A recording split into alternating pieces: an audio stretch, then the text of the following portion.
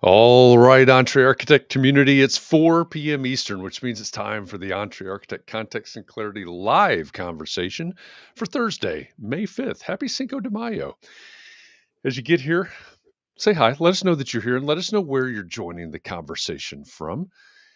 If we've never met before, my name's Jeff. I'm in Indianapolis, and I come here every weekday afternoon at 4 p.m. Eastern for one reason, so that we can find clarity around the things that matter most to you, the architect. Doesn't matter if you're the employee of a firm or you own your own firm. Maybe you've circled a date on the calendar and you said 2022 is my year and you're on the runway to starting your own thing. Or maybe you have owned your own firm for a year or 10 years or 28 years and you're starting to rethink or reimagine what that firm could or maybe even should be. All of the topics that we cover, one topic every day, they all fall under the broad umbrella of the business of architecture, and they're all the need to know topics for the success of small firm architects just like you. So thanks for joining us today. As usual, on these Context and Clarity live days, I'm joined by my co-host, Katharine MacPhail. Hi, Katharine. Hey, Jeff. Still just outside of Boston, I see. For now, yep. And I'll be here for a couple months, but I got a new painting. Nice. All I right. know, I'm pretty excited about We that have one. new decor. We have new decor. Yeah. I feel very messy compared to you. So in my new place, I am gonna tone it down. Tone the Well, John Stone thing down. when you're an AI, you know, it's Yeah, I got to know. be You do have an totally, advantage since you are an AI, but yeah. you know. So there's that. That's right. I am not real, everyone. Uh, well, it's great to have you back with me again today, and Be here. I'm really looking forward to this conversation. I'm always looking forward. I love this. I love Yeah. Context and Clarity Live. I'm always looking forward to our conversations with our guests. Mm-hmm. Um, As I look in the comments right now, it looks to me like Scott Thrift. I'm not sure what's going on there with the graphic, but Scott Thrift looks to be the first into the room today. He says it's a cloudy day on the bay. Well, welcome, Scott. You're the first on my screen, which means you're the winner of today's John Kinney Memorial Crocheted Bathtub Award. So, congratulations. Glad you're with us Exciting. today. It is exciting. Anytime you can win a crocheted bathtub, that is an exciting time. Christian's joining us from Ithaca, New York. Melanie is joining us from Charlotte. Hi, Melanie. Jing from Houston. Hi, Jing. They're all on Facebook. Sarah Lee is joining us today from LinkedIn. Hello, hola. Let's see. Ryan Shoup is joining us from New Jersey. Um, he says, I haven't eaten my 5 jars of mayonnaise yet today. Yeah, what does that mean? I haven't been on every I'm minute this week, afraid. so I'm wondering. Yeah, I'm afraid of what that means, honestly. I'm not sure, but that sounds like a trip to the hospital, is what that sounds like. Janine's joining us from Arizona. Diego's over on YouTube. He's joining us from Nicaragua today. Rod, welcome back. He says he's here just in time for the NFT collapse. Okay, Is that well, coming? I didn't hear about that either. I feel very out of I it. don't know. Ooh. I don't know. I don't know. Let's see. And Mark LePage, welcome back from North Carolina. Glad you're joining us today as well. Oh, Ryan says Cinco de Mayo, I see. 5 jars of mayonnaise. There you go. Uh, I get it. Sorry, I'm a little that's slow on the uptake there. okay. If you are joining us, especially from Facebook, if you're commenting and your comments are not showing up on the screen, like Sarah Lee's just popped up. She says, ha ha ha. She's over on Facebook. John Jones is right below us, or right below Sarah Lee. If you are commenting from Facebook and your comments aren't showing up on the screen, it probably means that you have not given Facebook permission um, to speak to connect with Restream, which is this platform that we use. You're joining from a private group in Facebook. There's privacy um, procedures, privacy rules in place. So you have to give Facebook permission to talk to Restream. The way that you can do that's super easy. There's a URL down in the bottom left-hand corner of your screen right now. It's chat.restream.io/FB, like Facebook. If you take that URL, put it up into your browser, and a couple of clicks later, you'll give permission to Facebook and Restream to connect, and then your comments will start showing up, just like Sarah Lee's and John's and Christian's as well. And so again, if you're on Facebook and that's not working out for you, that's probably the issue. So go to chat.restream.io/FB, as in Facebook, and that'll solve all of your problems, every single one of them, mayonnaise and all. Luciano, welcome back. Glad you're joining us from YouTube today. And let's see, there's some complaints about how quickly people are able to get into the chat. Everybody's competing for this crocheted Yeah. bathtub.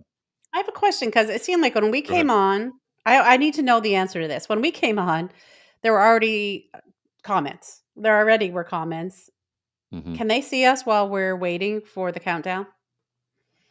They Because I know cannot that see us. well, sometimes during the daily there's a lag when you're kind of like bopping to the music, but we can see you. Right, right. But you don't think we can see you yet. No, I know you can see me. You just are doing that on purpose? I'm just entertaining you You're because just there's a lag. programmed to start about 30 seconds after? Okay. Well, it's different because in the weekday we're going through Zoom and Right. Facebook Live, and during the Context and Clarity Live, we have the 60-second countdown. Mark says we can Yeah. see the Oh, that's countdown, but good. you can't You see can't see us. what we're doing during the 60-second countdown. That's my Correct. main concern. Okay, Yeah. got it. So for the 60 seconds that the video is playing, Mhm. people are joining and I got starting it. to comment. So Okay, yeah. okay. But they can't see So us. don't worry. They don't know what you were doing. That's good. Whew. Which, that might be a good thing. I don't know. It's a good thing. All right. Okay. Well, let's see. With that, welcome everybody. Glad that you're here. Looks like more and more people are coming in, which is fantastic. Great to have all of you here. And again, welcome to the Entree Architect Context and Clarity live conversation. As you get here, say hi. Even if you're just listening in or you're multitasking right now, at least say hi from wherever you are. It's great to see. We do have a worldwide audience. It's fun to see, hey, Audrey's in Australia and Diego is in Nicaragua and Scott's in San Francisco and just all over the world. So at least say hi and let us know that you're here and where here is for you. Where in the world are you? And if that's all you can do, that's fine. That's fine. Welcome to the conversation. I'm going to go ahead and introduce our guest for the day. It's going to be a great conversation today. We've been looking forward to this. We've had a great week of conversations around the theme today. And if you're not familiar with Context and Clarity, what happens is on Thursdays, we have these Context and Clarity Live where we have a special guest, and I'll introduce our guest here in a moment. That sets our theme for the week. And then every day in our Context and Clarity conversations, we take maybe a piece of that theme. We have a different topic every day that relates to that theme. So we've been talking about these issues all week, and it's been a great week of conversations. I'm really looking forward to wrapping this up with our guest today in this conversation. So to make that introduction I've been promising. Our guest today is an immigrant, an advocate, a woman, a mother, and an architect. She's the founder and CEO of Glow Architects and the author of the soon to be released The Architecture of Motherhood. Gloria Kloter, welcome to Context and Clarity Live. Hi. Hello, Hi, welcome. everyone. Thanks for having me. Oh, it's great to have you here. We appreciate you. We appreciate you being here. And also, I forgot to mention that every morning we're on Clubhouse as well. And Gloria, I think for the past 2 mornings, definitely this morning, but Gloria has joined the conversation. We had a great conversation with Gloria this morning. So thanks for coming back to continue the conversation today. Yeah, I was very pleased with the questions and seeing people are so engaged in the conversation. That's very nice.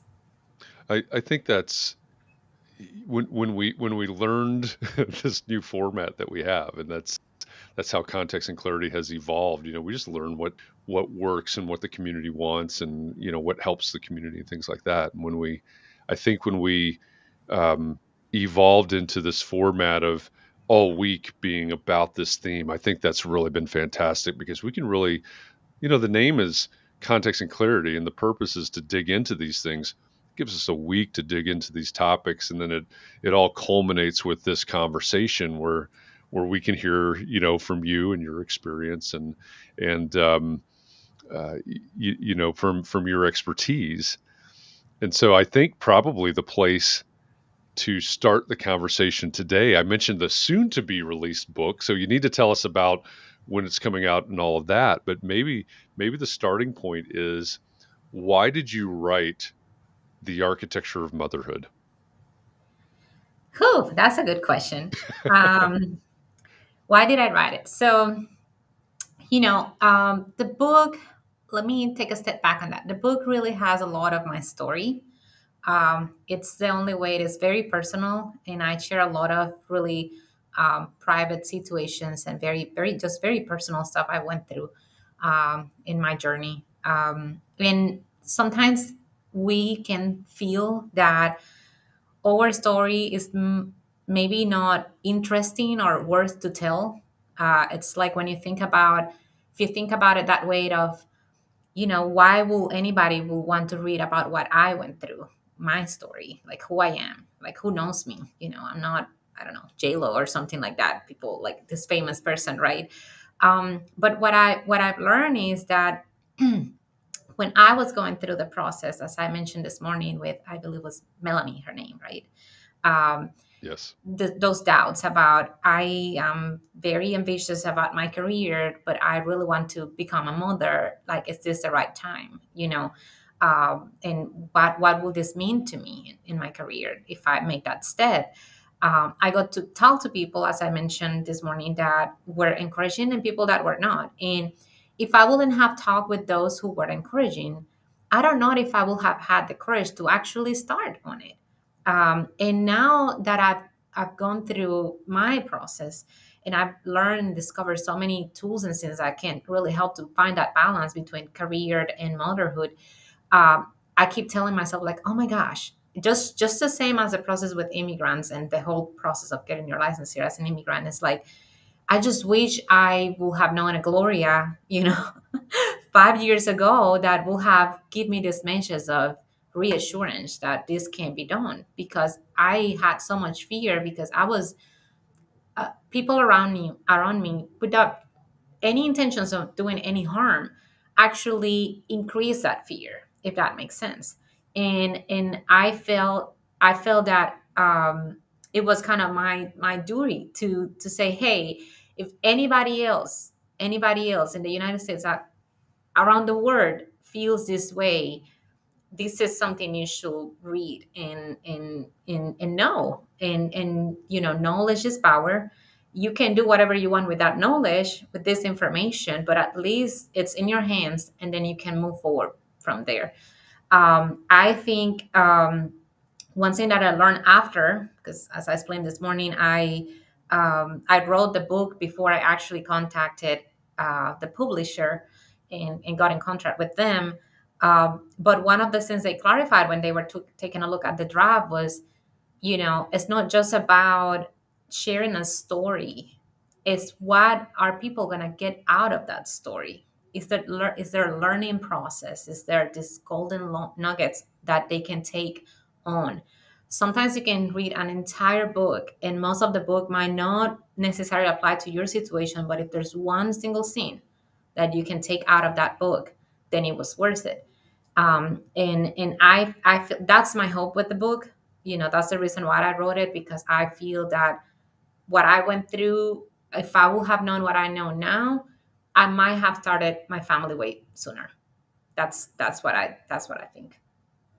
Oh, Yeah. that's interesting. Yeah, that is interesting. Why?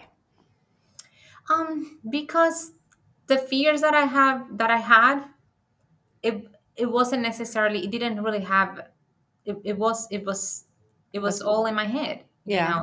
and there was so many things I just didn't know that was feeding that fear. Mm, That if I would have known better, or if I would have been around people that would have been more encouraging and more maybe open to how things really are, maybe I will have made different decisions. yeah. Maybe not. I don't know. But I just feel that if I can share this information, at least people again can take the information and do something about it. Either still wait or not, but at least the information will be there. Mm. Mhm. Um, do you mind if because I was just wondering, like, who is your ideal reader of the book, or who did you write it for? I would imagine you wrote it for women because that's your message, really. But then Christian wants to know if men should read your book. Yeah, he actually asked that question, and I believe in the Foreign Architects group because it's part of it. Hi, Christian. Nice to see you here. I think the main audience that I wrote it for, my voice is talking to women. It's talking to women who are either thinking of becoming a mother or are mothers and are feeling like, having the struggle between career and motherhood, or people that might be feeling, maybe this is something I can just see what she's saying and criticize it. I don't know. But it was really mainly for women. With that being said, I talk so much about sins that to me apply to anybody, men or women. I talk about sins that I've done with my business when I started it. There's many sins that I talk that may not necessarily be only for mothers, but just parenthood in general. I talk about the communication, the support group. I talk about, you know, s- I cover a lot of basic stuff that we kind of need when we are dealing between, parenthood and our careers. So I don't think it's bad if a man reads it. I don't think they will waste their time by doing it. I think there's some value, especially if the man, like Christian is asking, is someone who is a foreign architect. I share part of that journey of coming to the United States and getting the license.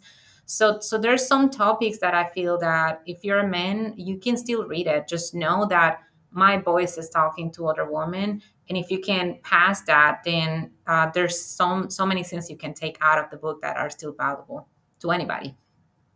Mhm. So when you mentioned when you came here, you were an architect and you came here from the Dominican Republic, right? Mhm. So when you came from the Dominican Republic to the United States as an architect, did you work for a firm? What was your first professional step when you got here? When I came initially, I came with a tourist visa because I just married my Okay. husband, and that was a visa that I had. So we started the process after we got married. I didn't have the right to work. I had the right to be here and be a tourist and just have fun, but not working. And we really struggle in that part financially because I didn't realize how long the process was going to be to transfer that tourist visa to be a residency visa. It actually took about, oh my gosh, it wasn't. I came in January, and it took August was when I got the residency. So all those Okay. months, I made no money. We live out of savings that we have because my husband also, he was a Marine. That's how we met. We met overseas because he was a Marine, and he started over. So for both of us, it was like starting over. We came together after we got married. He got out of the Marines, right? 10 days, 15 days before the wedding was his last day as a Marine. He got out, Wow. we got married, and we came together to the States. And we both start from zero. It was a crazy experience because then I thought, oh, I'm just gonna, just do the paperwork and I'm gonna keep my business here, and then that wasn't the reality. I couldn't call myself an architect. I couldn't start a practice without having somebody that was the architect of record, and I realized that my experience was not necessarily enough to practice here on my own. um, Under someone else with, supervising what I was doing, yes, but not on my own. I didn't understand that at the time. I was actually feeling insulted. My ego was pretty hurt in the Mhm. process. I'm an architect and I've been working since 2004 and I can practice here. But I've said this before in other podcasts and platforms I've been at. I'm actually thankful they force you to go through the exams here because I will have been in a lot of trouble if I will have just straight, start practicing straight away because there's so much that is different, and the differences are humongous in this. It's just so different from what I was used to in the Dominican Republic. So to really answer your question, which I don't know, I kind of went downhill with the whole story. But to really answer your question, when I was able to work, I got my very, very first job was actually with a home builder that was in the Okay. community we were living. They were looking for somebody to help with drafting. And I was absolutely desperate to start making some money. Hmm. And this is one of the things when you were asking about that comment of that other CSI about the immigrant students. The Right. Right. conversation I wasn't Right. sorry, I might Oh, the not. SCIARC, the SCIARC. SCIARC Yep. one. Yes. Yeah. With that question about the immigrant students and all that, I'm not gonna get into that. But what I'm saying is, I feel that some of those situations, people were taking advantage of me because I didn't know any better. I didn't understand what was right or wrong, of payment and amount of hours of work and all that kind of stuff. And I feel that this is something that a lot of immigrants go through, especially at the very beginning. We're so new, so fresh. We're so afraid of doing something that is wrong. We're going through an immigrant paperwork process. We don't want to do anything that can hurt that process. And Right. we tend to, not everybody, but we tend to not ask many questions because we just don't want any trouble. We just tell me what to do and I'll do it. And that was kind of my situation. There was a point in that process that I realized they didn't have, the architect of record was not in the office. And when I realized I needed to report hours of experience under him because I have all the experience from DR, but you know how it is that they only let you report that up to 50% of the total. You need those 3,750 hours that you need for EXP. So I needed to be under a licensed architect in the States to complete that other half. And I tried to talk to the architect of record, which again was in a different office, but he was just being difficult because he was not in the office with me and he didn't feel comfortable with the whole scene. And I said, well, I this is my answer. I need to find and then I started understanding that the builder here is not necessarily an architectural firm. I felt it was hurting my goals and my career, so I switched and I got a job in 2016 um, in an architectural firm, and it was the firm I stayed until I opened my business. I stayed within about 4 years. They were really good to me. I learned a lot from them, and the people from that company became almost my family. Like they are the ones Mm. who comes to Nova's birthdays and that type of things. Like we are very close. So That's great. Was it always so you were an architect when you were in the Dominican Republic, and as you described, I mean, it's all of a sudden you come to the United States and you can't call yourself that anymore, for all the reasons you just described. Was it always your intent to start your own firm um, when you came to the United States? yeah, my original plan when me and my husband decided to, like, when he proposed, we start thinking, okay, where are we gonna live? Because he was overseas.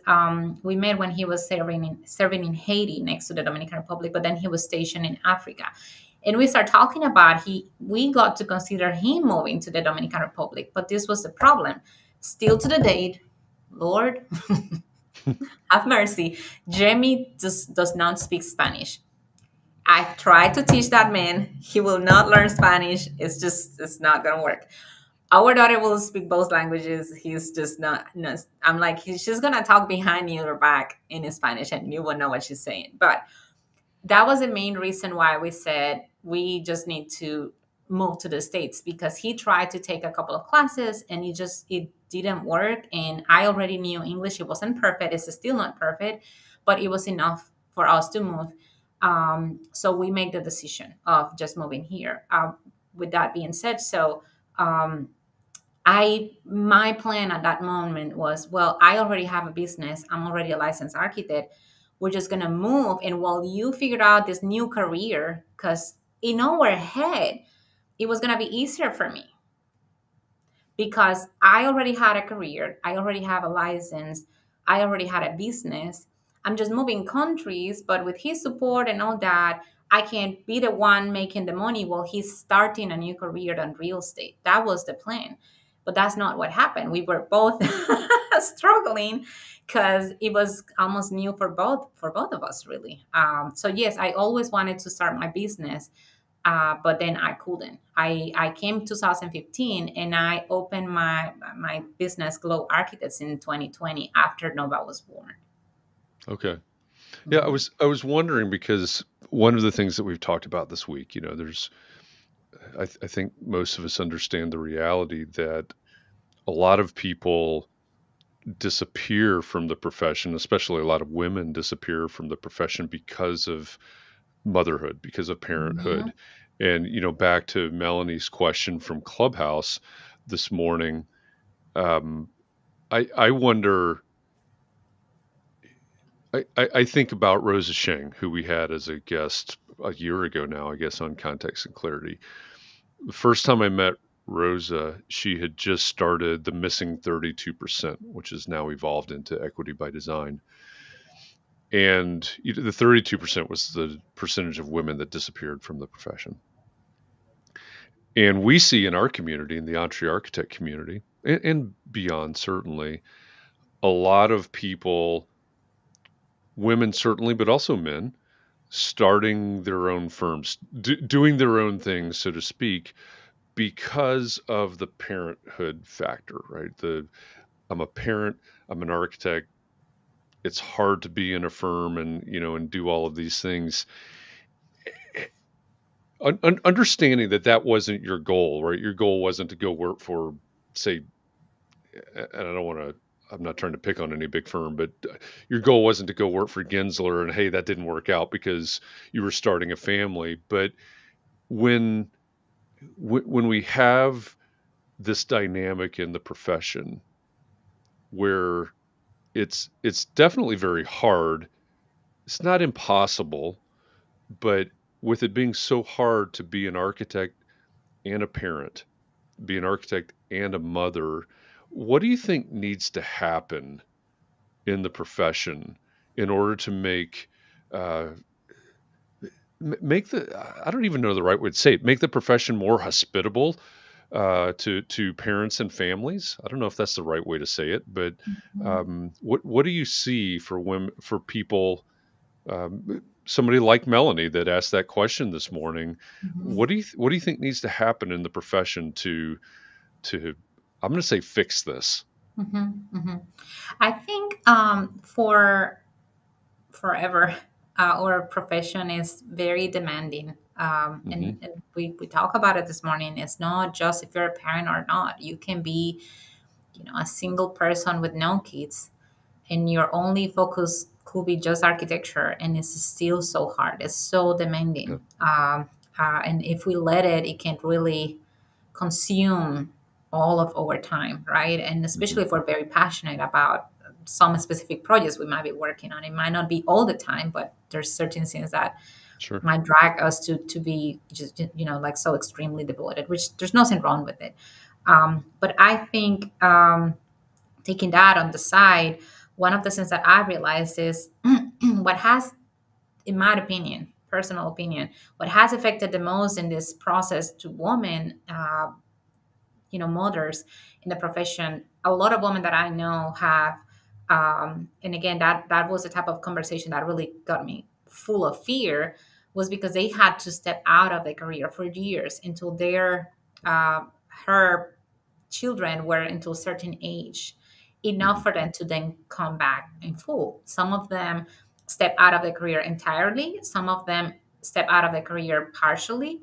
And the problem they faced coming back was that they felt afterwards they were kind of behind on scenes. They were not current with the programs and whatever what's going on, and they struggled to get there. Not that they didn't. I'm just saying it was just a process of kind of adapting to whatever was going on in that moment versus when they stopped. And all those conversations really, really scare me. But what I think from my perspective is, if this is the reason why, like, what is the reason that those women, that those mothers have had to stop? Where is that demanding from us, that burden that we have, that for us to function in this one scene, then we have to give up this other scene? And I think it's the lack of flexibility.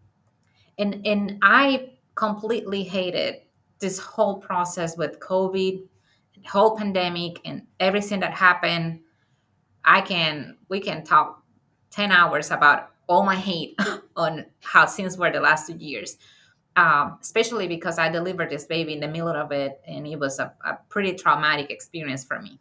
But with that being said, so the one thing I can tell that is positive in a way from that experience is that we prove to companies that we can work remotely and be as efficient as if we are in on site in person. It doesn't, my point is, we didn't have that before. It was hard to prove to employees, and yeah, employers that we can make this work. It doesn't have to be that I'm 8 to 5 in the office to work on your project and still deliver on the deadline. I think now we can have that conversation a little bit more open because of these 2 years, right? And I think people are starting to be more um, open to discuss those possibilities. When I decided to start Glow Architects was because I said, okay, I was working until the very last date of my, I was 40 weeks one date, and that's when pretty much almost I started working. And I had to do it remotely because we were all, in lockdowns and all that kind of stuff. And when Nova was born, and maternity leave was about to stop, and I was still in the process of like, is this the time for me to start a company? I just had a baby. This is something I always wanted. But financial stability can be put at risk if I made the change now. We didn't know what was going to happen with economy because of COVID, because elections were coming, all that kind of stuff. And you have a baby now. It's not just about you and your husband. There's a baby in the story. So I didn't know if that was, I knew I wanted it, but it was that the right time. But when I had the conversation, they said, no, we need you to come back full time in person because they lost a couple of the staff and some other things that happened. And my main supervisor really wanted to take this 2 week vacation. So he needed me to come and be in person those 2 weeks so he could be out, which I understand. But I didn't get Nova in a daycare because everything was closed. So I didn't have an option. I think what was the situation for me at the time, forced me to make a decision of what was best for me and my family. But that was my situation. Again, yes, I always wanted to have my company, but I was cautious on when to do it. When was I ready? When my family was ready? And then there was a point where life said, well, Gloria, you either do it or you do it because, what are you going to do now? And my husband said, like we were talking behind stage, is like, what is the worst that can happen? And I said, the worst that can happen is that it doesn't work. I don't get enough clients. I don't make enough money. And then I have to go back and get a job. Um, so if I can handle that, then let's try it. Because if my worst scenario is something I can handle, then I can at least try. So that's kind of how it all worked out. Yeah, that's a Catherine asked you that question when we were backstage, and that's a great question to ask. Um, in fact, I was going to ask you, Catherine, because I've started reading or listening to our May Context and Clarity Book Club book, which is sorry I'm Very. late. I didn't. Sorry, go ahead. Oh, I was just gonna say that's very. You're really on top of it. I haven't even bought the book yet. Well, I just started it, Okay. but what you said, what's the worst thing that can happen? It actually shows up. It shows up in the book where Does it? Jessica Pan is, this. You'll understand I'll when you read get it. there, but she's an introvert. She's really struggling, and she's trying to figure out. She's talking to different experts. Okay, well, how do I get over this? How do I do this? And one of the processes is basically what's the worst thing that could happen. Hmm. Um, so I don't know if you know this or not, Gloria, but there are a number of people in our community I don't know the number off the top of my head, but Katharine and I were actually talking about this the other day. It's at least 6, I think, at least half a dozen that have started their own firms since COVID, um, for similar reasons. Right? It's family, it's kids, it's everything that we all know that we went through, we experienced through the process. And I'm with you. I hope that what we've learned over the past 2 years or so, 2.5 years or so, really changes the way that we think about the way that architecture is practiced. Because um, we see, and I've got an example that I've mentioned every once in a while of a firm that I know of that has collapsed because I think what they say is that they were maybe unable to continue or unable to adapt. I think the truthful version of that is they were unwilling to adapt, and that has essentially crushed them through. I just had a conversation yesterday with a friend of mine who's a mother, one of the people who actually read the book, the draft before I sent it the final manuscript to the publisher. And she was telling me, because her husband is an architect, pretty good guy, very talented here in town. And we were just talking about some of the struggles that he has faced with hiring people, because I was talking about that I'm thinking of hiring an extra person here and all that kind of stuff. And anyhow, long story short, what I'm trying to say is there was a situation with somebody that was extremely talented, but she was in a company that was giving her a higher salary, really nice benefits, but they were not flexible on the time. They were not flexible. They wanted her to be on the company 5 days, the 5 days in person, 8 to 5, just normal. And she said, if there's so much that has changed with the dynamic of how my family is right now after the whole pandemic scene and all that. She's like, I can't. And she ended up going through a process and went with a different company that she has to commute more, because the original company was really close to where she lived. She actually originally she moved her whole family from one city to another for this job, and then the lack of flexibility made her make a decision where she got another job where she has to commute about 45 minutes, which she was about 5 minutes from the other office, but they allowed her to only come in person about 2 days a week. The rest of the days she can do manage online, and she only have to come in for the specific meetings. It's not like she's gonna be there all day. It's just some team meetings that has to happen, and if she ever has to do it online, she can. And she took a pay cut from it. It was less money than what she was making in the other one, but she it was just better for her and her family. And it was interesting talking about that case because sometimes that's what companies and employers don't understand. That I think we all want to make money. Money is important, but I don't think at this point in life people are putting money before themselves or their families. It's just not what's happening, and we are all so conscious now about the importance of that health and mental health, and having just peace and being able to spend time with your loved ones. Is just, there's no price for that. So I think any company that want to retain employees will have to start thinking of how to facilitate those, not only for women and mothers, just for people, just human architects, like we were saying, was it yesterday? Yeah. Human architects in general. We need to be able to live. And motherhood and parenthood is part of that life that we have outside of work. Um, Yeah.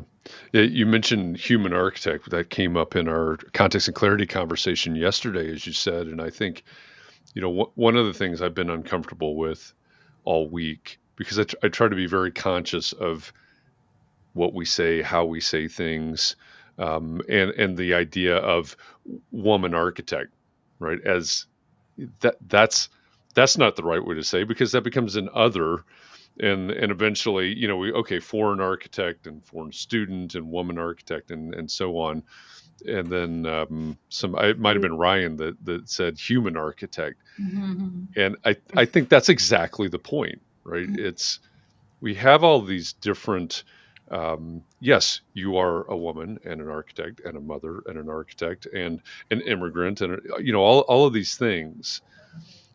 And I wonder, you were talking about flexibility a minute ago, and I wonder what has to happen. If I were to own a firm of, I'm just making things up, if I were to own a firm of 15 people and be looking for a new employee, I need a human architect, right? I need a human architect to hire. What does my approach need to be in order to really consider human architects, understanding that one of those humans might be a new mom, as a for Mm-hmm. instance, or one of those might be someone that had just come from someone just Diego asked the question. Diego's down in Nicaragua. Maybe Diego has come to the United States, architect in Nicaragua, but not quote unquote legally architect in the United States.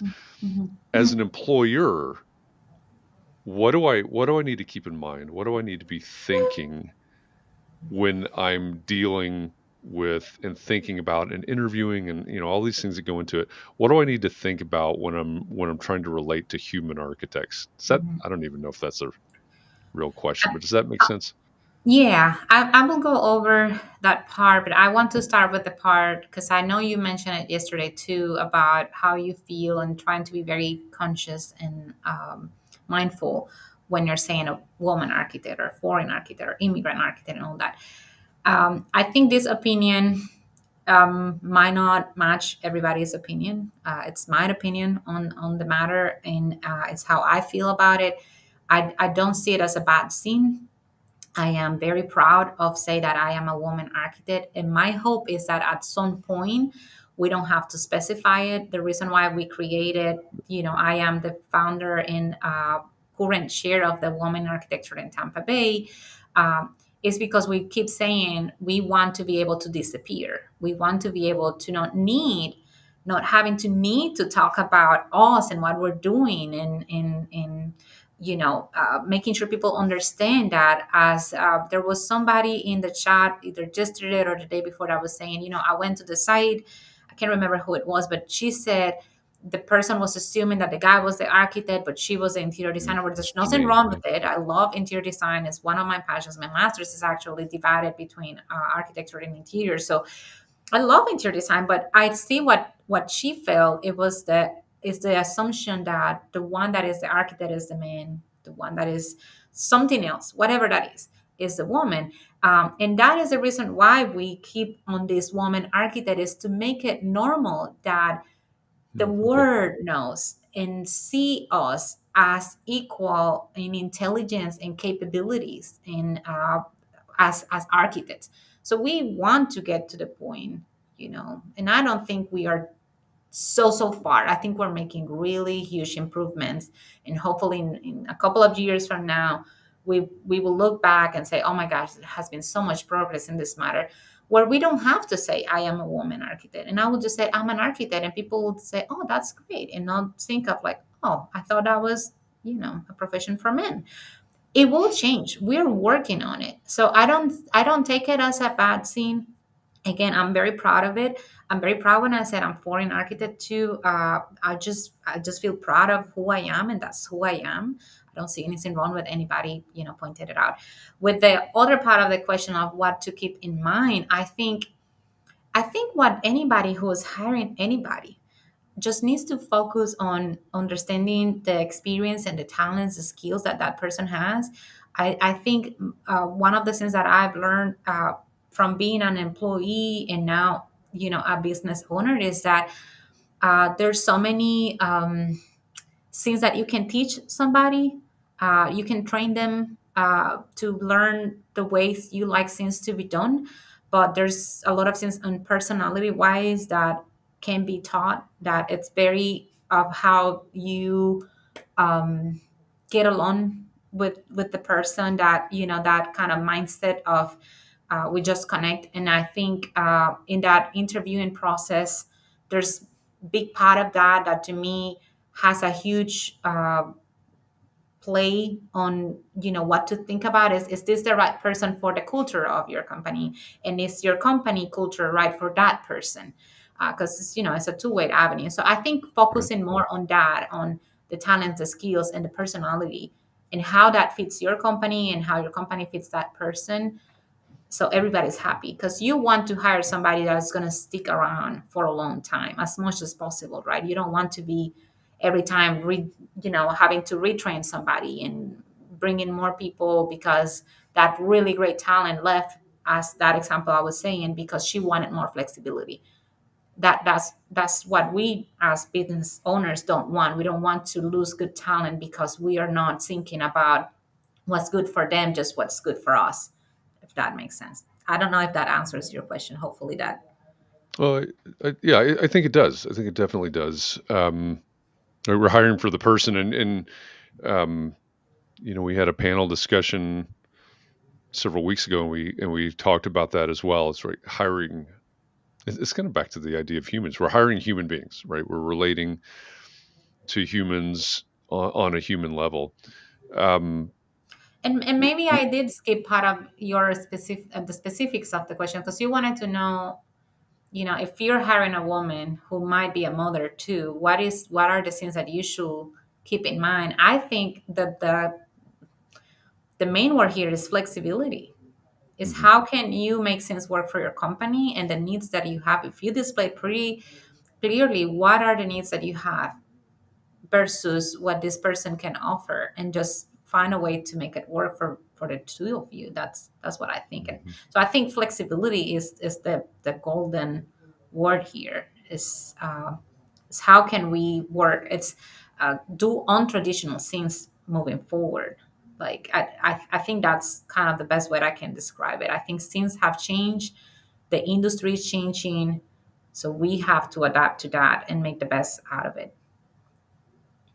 Yeah, it's everything is changing. It's hard. It's hard for everybody to keep up with some things, but if you're coming, well, I mean, if we go back to Melanie that asked that great question this morning, or someone that's um, I'm sorry, Diego. I'm going to use you as an example because I see you in the comments on the screen, and it reminds me that you're outside the United States. So to use Diego again as an example, what if he were coming to the U.S.? What when we're when we were in these, again, a woman, an immigrant, someone coming in. What's your best advice? Because, like you said, there's a lot to learn. It's a Mhm. moving target for everybody, steeper learning curve, I'm sure, for some. What's your best advice for people trying to get a handle on what they need to do, and how what they need to consider and how they can succeed? There's a couple of things to that as an answer to that question. I don't think there's one single advice. So I'm gonna go over a couple of things that I think might cover the basics. Um, One is, we talk about mentorship this morning. Mhm. When you come first, you might not know anybody to, make them your mentors. But when you start, networking and meeting people and getting involved with communities like these and others that are available out there, I think reaching out to people and asking questions and understanding what is the strengths of each person that so whenever you have questions about this or that, then you go to this person versus that person, is one of the things. The other thing is being very patient with yourself and just being honest. Whenever I had interviews and I was looking for jobs, initially, I always said, I remember when I was hired, by the employer I have at the end, I worked for them 4 years, and um, I I remember in the interview, one of the things that I said is like, I came, you know, I knew meters, not imperial, and I just I didn't know Revit. I only worked in AutoCAD since like 2002 until I came to the States.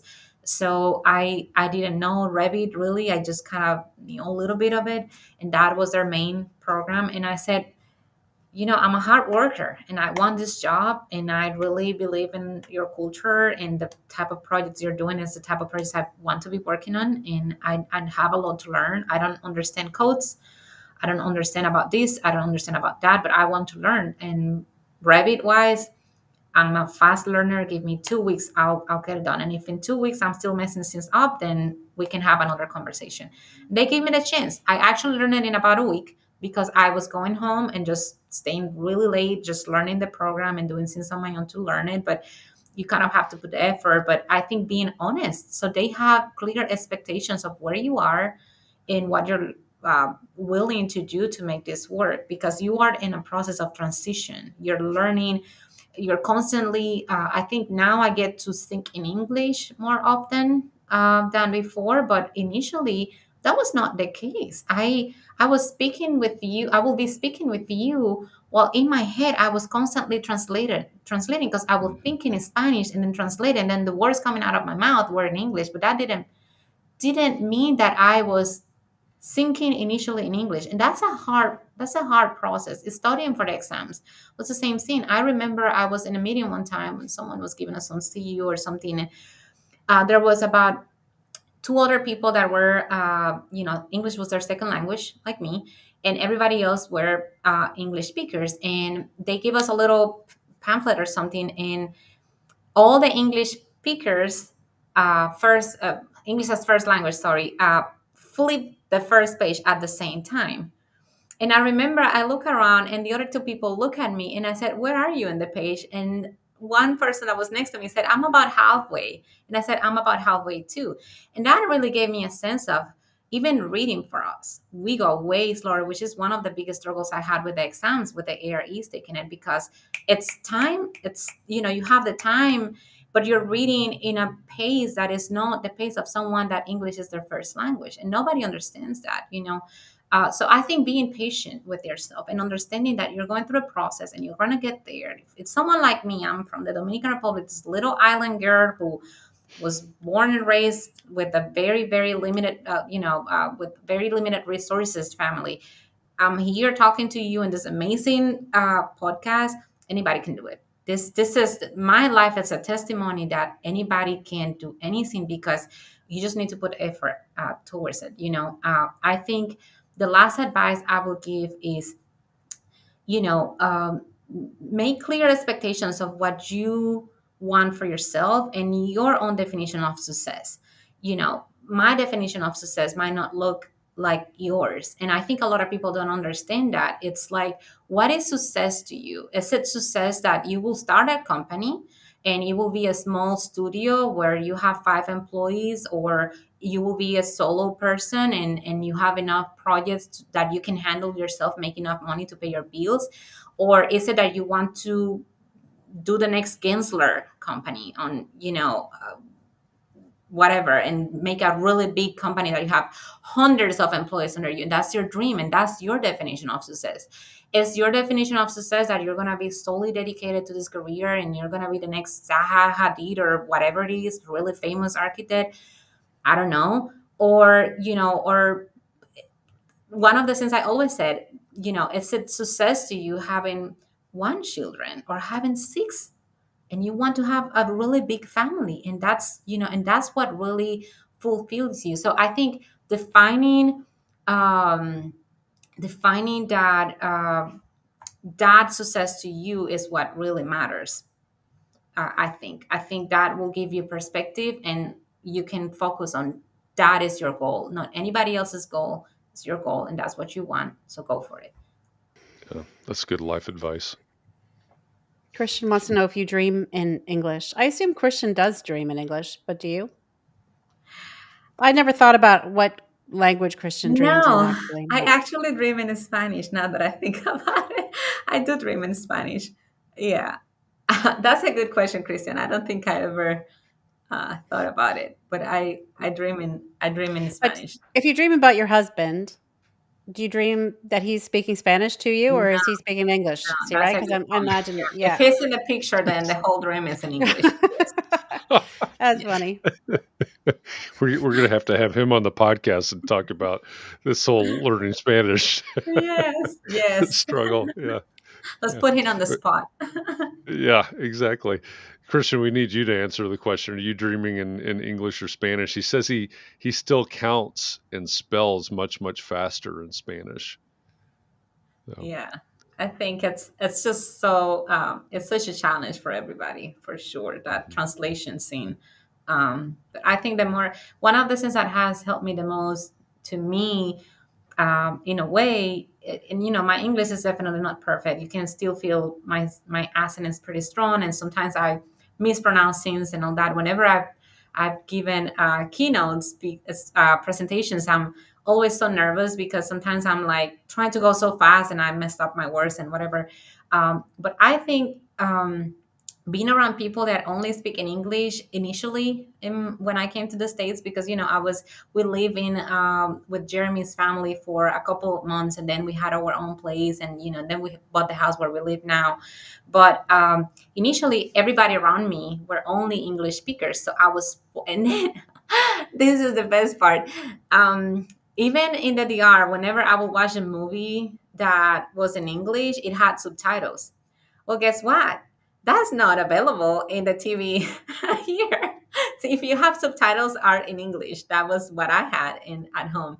So it really forced me. It really forced me to improve my listening, in my speaking, because everybody around me were just English speakers, and the TV was all in English, and everything was in English. So it really helped me. And now, I have many people around me that do speak Spanish, and it's fine. But I'm just saying, I think God put me in that situation for a couple of months to say, hey, let's just, shape you a little bit, get you refined on that English, so you do better in, as you go, and you feel like more confident. Because I think that has been great in a way. I think it has given me confidence, just feeling that I can communicate and people would at least understand what I'm saying.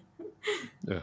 Well, if it makes you feel any better, there are a lot of English speakers, native English speakers, first language, um, that get nervous when they speak in public and start speaking very quickly and messing up as well. So, Hmm. um, I understand where you're coming from, but I don't. That's I I've go ahead. noticed, because I used to teach in the DR, in a design school. I Hmm. teach since 2008 until I came, actually, and I was teaching architectural drafting, design, and all that.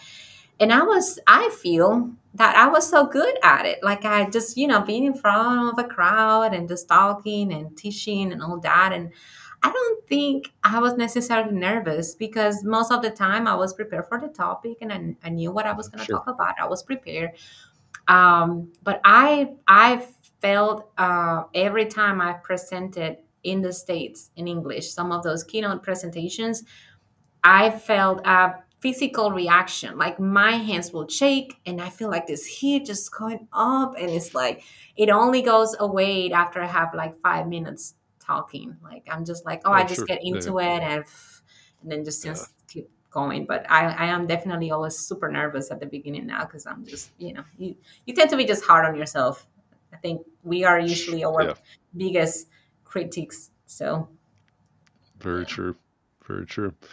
Well, uh, Gloria, thank you for this conversation. It's given us a lot to think about and a lot to understand, and really, I think in a lot of ways it's a very eye opening conversation. So, thank you for joining us today. I'm looking forward to the book coming out. So what the pre order is available on the 13th. Is that correct? Yes, people will be able to pre-order the book on Friday, May 13, which is next Friday, not tomorrow, but the Friday after. And that's a pre-order, but the main book launch is in June 15, because that's the day my daughter was born. We chose that Hmm. date because it's the day I become a mother officially. So we decided, because I'm not celebrating her birthday that day, it's in the middle of the week, we're going to celebrate it the weekend after. So I said, you know what, why not doing it on her birthday, which, because she was the one who gave me this title of Archimon. Mhm. So it's Very good. so that's the date of the main book launch, where the book will be available, formally, but they have a pre-sale on May 13th. So you can, the advantage of buying it that date, and the reason why I keep talking about it is because it's going to have a huge discount that day, but only that date. After Yeah. that, it will be normal, regular price. So if you like a good deal, make sure you buy it on May 13th. Very good. Okay. Very good. I love that. I love the timing. This is a great setup. I love the Yeah. reason behind that. All right. Well, thank you for being with us, and thank you to everyone in the audience for all your questions and comments and support of these topics this week. As we look forward in Context and Clarity live world, let's see. Next week we will have Eitan Tosfati. I'm sure I butchered that. I apologize. Yeah, pretty sure you The did. I'm pretty sure I'll have The it story nailed of by my next life. week. You got some time to practice that one. Yeah, little bit of time. Uh, Eitan is the founder of Swap, SWAPP. Um, this one is going to is going to be challenging for some folks I know already in advance. So look forward to this conversation next week. Again, Gloria, thank you for being with us. Yeah, thanks for Appreciate you having being me. I here. love the comments in Spanish in the chat. I'm reading them all. Muchas gracias. There you go. It's great, and thank you to all of you for showing up and posting your comments in Spanish. That's fantastic. We do have a worldwide community here, so it's fun to be able to have the different languages and everything else. So thank you for that. Um, my hope is that all of you will be well and stay safe and keep those around you safe and well. Also, take a little bit of time to breathe and relax, find a way to rejuvenate. We do this every day, right? It's a lot.